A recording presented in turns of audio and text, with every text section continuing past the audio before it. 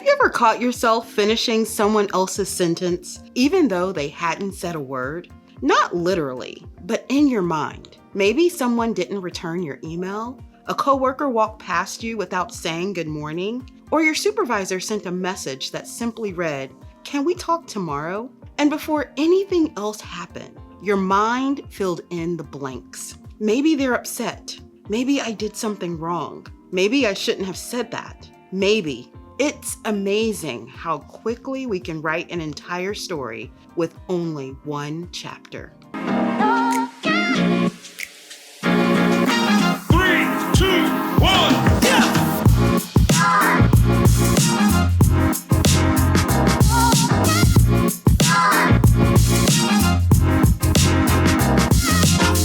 Hello, and welcome back to Office Optimism with me, Sharala. This is a space where we create healthier workplaces and healthier leaders through practical strategies rooted in optimism, emotional intelligence, and workplace well-being. I am so glad that you're here. This week, I want to talk about something that I think every one of us has experienced. Not conflict, not communication. The stories we tell ourselves when we don't have all the information. Because sometimes those stories become heavier than reality ever was when our minds fill in the blanks. A few weeks ago, I sent an email. Nothing unusual, just a question that I needed answered. A day went by, nothing. Then another, still nothing. At first, I didn't think much about it, but after a few days, my mind quietly got to work. Maybe my question was annoying. Maybe I should have handled it differently. Maybe I didn't think that it was that important. Maybe I asked the wrong person. I never said those thoughts out loud, but they were there. And isn't it interesting how our minds do that? Silence starts to feel personal. A lack of information becomes information. And before we know it, we're reaching to a story that we've written ourselves. 10 days later, I finally received a response. The person had unexpectedly gone out on emergency leave. Things happened so quickly that they didn't have time to turn on an out-of-office reply. That was it. That was the whole story. Nothing about me, nothing about my email, nothing about being ignored, just a circumstance that I couldn't see. And I remember smiling when I read it. Not because someone had finally answered me, but because I realized how much energy I had spent carrying a story that was never true. Maybe you've done that too. I know I can't be the only one. The story isn't always the truth. The interesting thing is that our brains aren't trying to make life harder. They're actually trying to help. Psychologists have studied this for years. Our brains are prediction machines. When information is missing, they naturally try to fill in the gaps. It's one reason we experience what's called negativity bias. Our minds are wired to notice potential problems more quickly than neutral possibilities. Long ago, that helped to keep us humans safe. Today, it can lead us to assume the worst before we even know the whole story. Then something else happens. Once we've settled on a story, we start looking for evidence to support it. Psychologists call this confirmation bias. Have you ever noticed that? Once I convinced myself that my email had been ignored, every passing day felt like proof. Not because it was, because I had already decided what the silence meant. And here is what I've learned. The story isn't always the truth. Sometimes it's simply our attempt to make sense of uncertainty. And the good news, just because a thought shows up doesn't mean it deserves the final word. Choose curiosity over conclusion. That email reminded me of something I think I need to remember more often. Most of us aren't exhausted by what actually happened. We're exhausted by the story that we've been carrying about what we think happened. There's a difference. And sometimes it's a really important difference. Now, that doesn't mean that our instincts are always wrong. Sometimes an email really is abrupt. Sometimes communication does need to be addressed. And sometimes our concerns are valid. But before we allow one unanswered question to become a settled conclusion, I think it's worth asking ourselves, what else could be true? Maybe they're overwhelmed. Maybe they're juggling something that you know nothing about.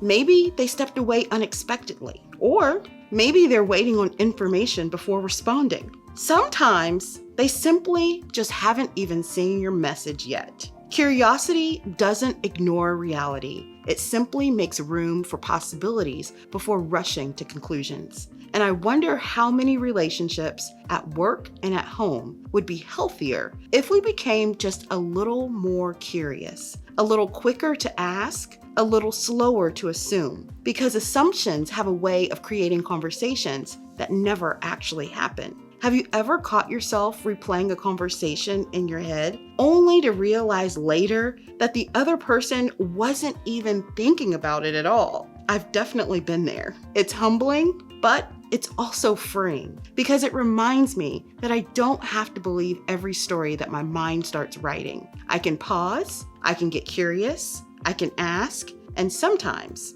I can simply wait. What we give grows. As I reflected on all of this, another thought came to mind. Every story we tell ourselves eventually shapes the story that we tell others. If I convince myself that someone doesn't value me, I'll probably show up differently the next time that we talk. If I decide that someone is upset with me, I may become guarded before they've ever even said a word. Our internal conversations eventually become external ones. That is why protecting our thoughts matters. Not because we want to pretend that everything is positive, but because we want our responses to be rooted in truth instead of assumption. I've learned that peace often isn't found in having all the right answers. It's found in being willing to wait for them. And possibly that's one of the quiet invitations of emotional intelligence. To notice what's happening inside of us before we allow it to determine how we show up around others. That pause may only last a few seconds, but it has the power to change an entire conversation and sometimes an entire relationship. Here's your joyful point. This week, I want you to notice when your mind begins filling in the blanks. When you catch yourself thinking, they must be upset with me. I probably annoyed them. They don't value my opinion. Don't criticize yourself. Just pause. Then ask two simple questions. Do I know this to be true? And what else could be true? You may still end up with the same answer. You might also discover that there was another explanation that you hadn't even considered. One that brings understanding instead of unnecessary stress. And if faith is a part of your foundation, one verse that came to mind is Proverbs 3, verse 5. Trust in the Lord with all your heart and lean not into your own understanding. Sometimes our understanding is incomplete. Sometimes we simply don't have the whole story. This week, ask God to help you replace assumption with wisdom and uncertainty with grace. Let that steady you. We've now made it to the Office Optimism focal point. Before we close, here's one thought I hope stays with you this week. Don't let uncertainty write the story. When information is missing, choose curiosity. When silence feels uncomfortable, choose patience. When your mind starts filling in the blanks, pause before you pick up the pen. Because not every unanswered question has a negative ending. Sometimes the story just isn't finished yet. As you begin this week, I have a feeling that there will be moments when you don't have all the information. An email that goes unanswered, a conversation that feels incomplete, a decision that doesn't make sense yet. And when that happens, I hope you'll remember this conversation, not because it will keep you from ever making assumptions again, because we're human. Our minds will always still try to fill in the blanks, and mine will too. But maybe we'll become a little quicker to pause, a little slower to conclude, a little more willing to believe that there may be another chapter that we haven't yet read. Because the stories we tell ourselves have a way of shaping how we experience our work, our relationships, and even ourselves. Let's make sure that those stories are built on truth rather than fear. Thank you for spending a few minutes with me today. If this episode encouraged you, I'd love for you to like and share it with someone who might need the reminder that not every silence has a negative meaning. Until next time, stay curious, extend grace, and as always, keep shining. Bye-bye.